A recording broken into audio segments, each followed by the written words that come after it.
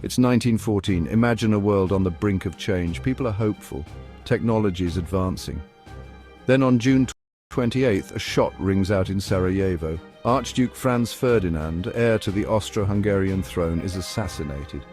This event, seemingly small, will set off a chain reaction leading to global war. Austria-Hungary blames Serbia for the assassination. They issue an ultimatum, a list of demands. Serbia tries to comply, but it's not enough. On July 28th, Austria-Hungary declares war on Serbia. The world watches, not knowing the horrors to come. Within days, the carefully crafted alliances of Europe kick in. Germany pledges support to Austria-Hungary.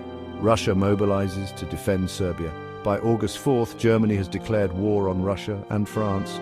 German troops march into Belgium, heading for France, and Britain declares war on Germany. World War I has begun. Before the assassination, Europe was a web of alliances.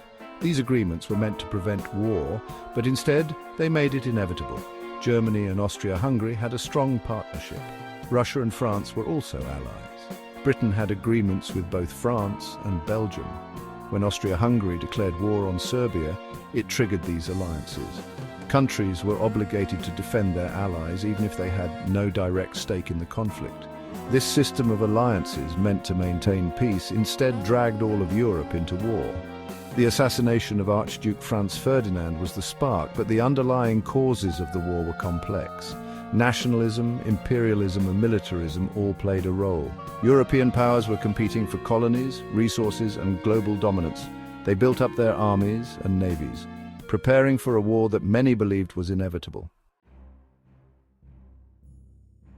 The early battles of World War I were marked by mobility and swift offensives. Germany's Schlieffen Plan aimed for a quick victory against France.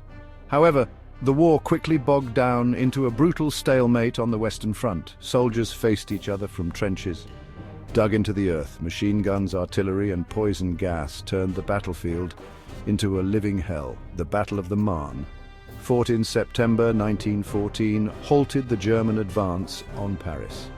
The Battle of Verdun, which began in February 1916, became a symbol of the war's brutality. For months, French and German soldiers clashed in a battle of attrition. Over 700,000 men were killed or wounded at Verdun, with no decisive victory for either side. The Eastern Front was equally brutal, with massive battles like Tannenberg and the Brusilov offensive. The war raged not only in Europe, but also in the Middle East, Africa, and Asia. The Ottoman Empire, allied with Germany, fought against Russia and the British Empire. Japan, allied with Britain, seized German colonies in the Pacific. By the time the war ended on November 11, 1918, over 16 million people had died. Empires crumbled, new nations were born. The Treaty of Versailles, signed in 1919, officially ended the war, but sowed the seeds for future conflicts. Germany was blamed for the war and forced to pay heavy reparations. The Austro-Hungarian, Ottoman, and Russian empires were dissolved. World War I had a profound impact on the 20th century. It led to the rise of communism in Russia, fascism in Italy, and fascism in Germany. The war also left a legacy of trauma and loss that would shape generations to come. The world that emerged from the war was forever changed, a world grappling with the horrors it had witnessed.